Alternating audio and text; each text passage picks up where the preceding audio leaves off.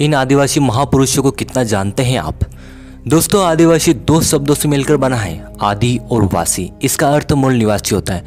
भारत की जनसंख्या का 8.6% यानी लगभग 10 करोड़ जितना एक बड़ा हिस्सा आदिवासियों का है।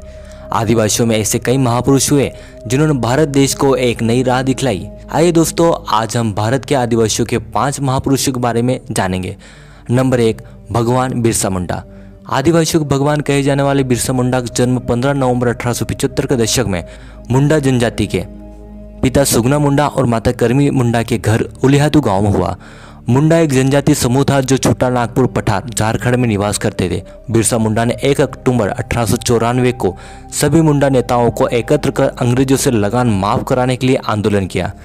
1897 में उन्हें गिरफ्तार कर लिया गया। 1897 से 1900 के बीच मुंडाओं और अंग्रेज सिपाहियों के बीच युद्ध होते रहे। अगस्त 1897 में बिरसा और उनके 400 सिपाहियों ने तीर कमानों से लैस होकर खूंटी थाने पर धावा बोल दिया। 1898 में तांगा नदी किनारे मुंडाओं ने पहली बार अंग्रेजों को युद्ध में हरा दिया। जनवरी 1900 में डोमरी पहाड़ पर एक और संघर्ष हुआ जिसमें बहुत सी औरतें व बच्चे मारे गए। 3 फरवरी 1900 को चक्रधरपुर में जमकोपाई जंगल में बिरसा मुंडा को गिरफ्तार कर लिया गया। 9 जून 1900 को अंग्रेजों ने बिरसा मुंडा को जहर देकर मार दिया। बिरसा मुंडा का 1899 से 1900 के बीच चला उलगुलान विद्रोह बेहद चर्चित रहा। उन्हें धरती आबा व भगवान कहा गया। 15 नवंबर को बिरसा मुंडा जयंती जनजाति गौरव दिवस के रूप में मनाई जाती है। नंबर 2, तिलका मांझी। अंग्रेजों के विरुद्ध सर्वप्रथम आदिवासियों ने विद्रोह किया और उनके नेता तिलक मांझी थे। तिलका मांझी का जन्म 11 फरवरी 1750 में हुआ था। 1771 से 1784 तक उन्होंने ब्रिटिश सत्ता के विरुद्ध लंबी और कभी न समर्पण करने वाली लड़ाई लड़ी और स्थानीय महाजनों, सामंतों व अंग्रेजी शासकों के नींद उड़ाई रखी। तिलका मांझी ने 1778 ईस्वी में पहाड़ी सरदारों से मिलकर रामगढ़ कैंप पर कब्जा करने वाले अंग्रेजों को खदेड़कर कैंप को मुक्त कराया। 1784 में उन्होंने क्लीवलैंड को मार दिया।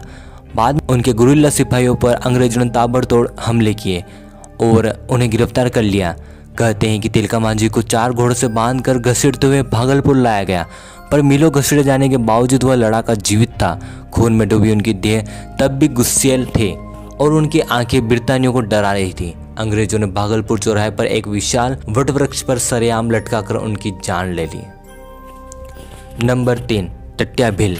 इंडियन रॉबिन हुड नाम से पूरे भारत में विख्यात महान स्वतंत्रता सेनानी टट्या भील का जन्म 1842 में मध्य प्रदेश के खंडवा में हुआ। इनका वास्तविक नाम टंडरा था। वे 1878 से 1890 के बीच भारत में सक्रिय स्वतंत्रता सेनानी थे। 1818 में मराठा शासन के बाद सतपुड़ा के बहादुर भीलों ने अंग्रेजों के नाक में दम कर दिया। टट्या भील गुरिल्ला युद्ध नीति में पारंगत थे।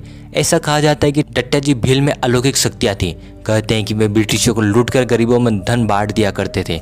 उनकी पहुंच वर्तमान मध्य प्रदेश, राजस्थान, गुजरात और महाराष्ट्र तक थे। टट्या जी भील को सभी लोग मामा कहकर पुकारते थे।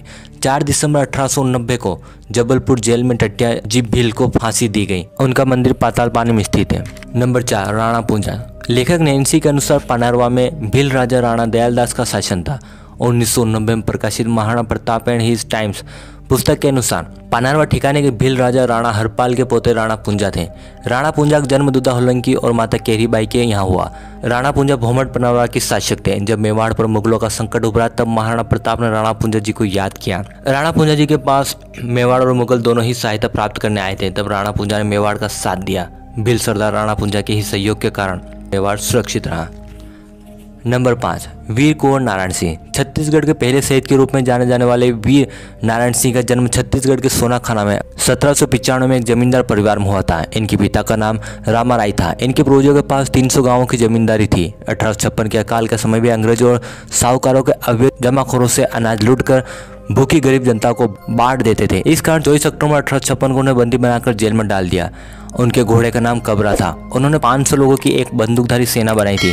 10 दिसंबर 1857 को रायपुर में अंग्रेजों ने उन्हें सार्वजनिक रूप से फांसी दे दी थी।